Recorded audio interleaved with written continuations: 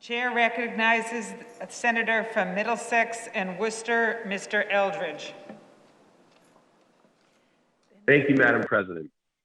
I rise in strong support of Amendment number 180 to the FY 2021 budget, an adaptation of the ROE Act, proudly introduced in 2019 by the lady from Worcester.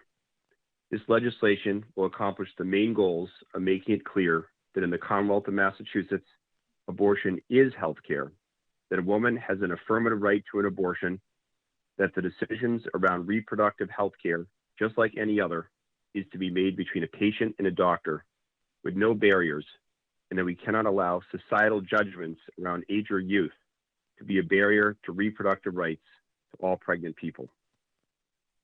It has been an honor and a pleasure to continue to work so closely with the lady from Worcester, Senate President Emerita Harriet Chandler, on expanding reproductive rights in Massachusetts.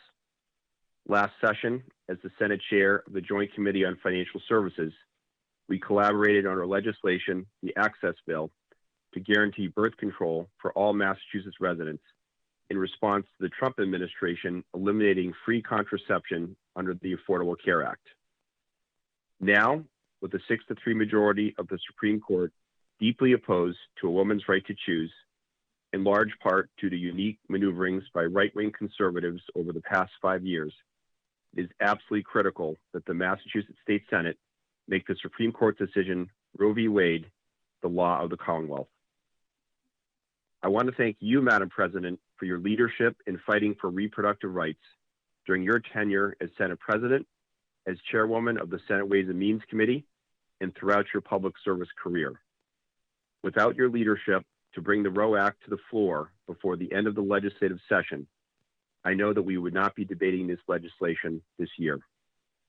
Your championing of juvenile justice, overlapping with your fierce commitment to racial justice, is reflected in the youth and judicial provisions of the amendment before us. In addition, I want to express my deep appreciation to the Majority Leader, the lady from Newton, for her persistent and persuasive support for the ROE Act this session. She has dedicated her career in the State Senate to expanding reproductive rights, empowering women, and protecting the rights of the minority and vulnerable populations. I am extremely proud to collaborate on and co-sponsor this amendment alongside the most senior women in leadership in the Massachusetts State Senate. Finally, as the Senate Chair of the Joint Committee on the Judiciary, I want to give a heartfelt thanks to the partnership and friendship I have developed with the lady from Easton, the House Chair of the Judiciary Committee. In my first term as the Senate Chair of Judiciary, I have come to know your commitment to justice, your compassion, and your willingness to move your House colleagues to legislation that will make a profound difference in people's lives. Our work together on the judiciary, including on the ROE Act, has been a deeply enriching experience. As state senators, when we think about reproductive health care and rights for our constituents, what comes to mind?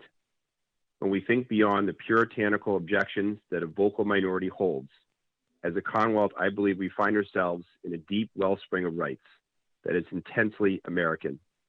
The freedom over your own body and healthcare decisions, the right to decide how you want to start a family, and all of the freedoms that flow from the life you decide to live. Freedom from government overreach and the chilling effect that has on your right to self-determination. And finally, the right to privacy, the underlying principle of the Supreme Court's Roe v. Wade decision.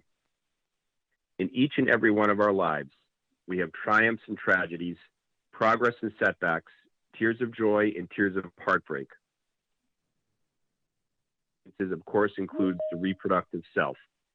These beautiful and payment moments from this unique capability and the decisions that flow from it are intensely personal. And that's why it's so important for elected officials to protect these affirmative rights from government intrusion, the interference of powerful institutions, and society in general. This isn't just theoretical, Madam President.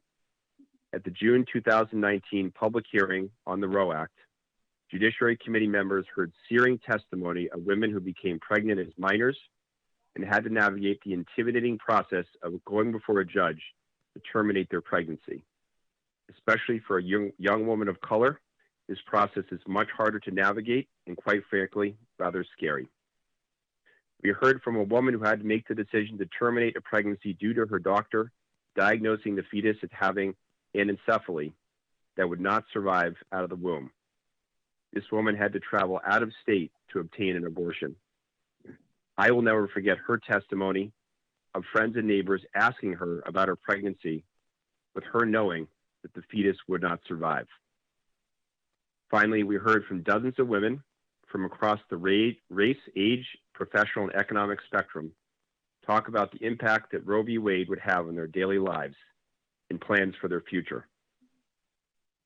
We have the opportunity with Amendment 180 to expand freedom of Massachusetts, codify reproductive rights, protect vulnerable populations, empower women, create an environment for healthier families, combat racial injustice, and make it loud and clear that Massachusetts values are contrary to the values of the President and the deeply conservative Supreme Court that Donald Trump and his right-wing colleagues and allies have helped create. It's time for the Massachusetts State Senate to pass the Roe Act. In closing, Madam President, I want to offer my sincere thank you to my staff for all their hard work in contributing to the amendment before us, especially my legislative director, David Emmer. In addition, I want to thank the advocates, including NAREL, Pro-Choice Massachusetts, Planned Parenthood, the ACLU, and all of the amazing advocates across Massachusetts, disproportionately women, who have poured their blood, sweat, and tears into advocating for this critical piece of legislation for almost 2 years. With a special shout out to an amazing constituent of mine, Ms. Linda Vieira of Acton, who has become a statewide leader in fighting for reproductive rights, tirelessly communicating with legislators, including myself, and was never willing to give up on this cause, even at its many uncertain moments. Madam President, I urge my colleagues to vote yes on Amendment number 180. Thank you.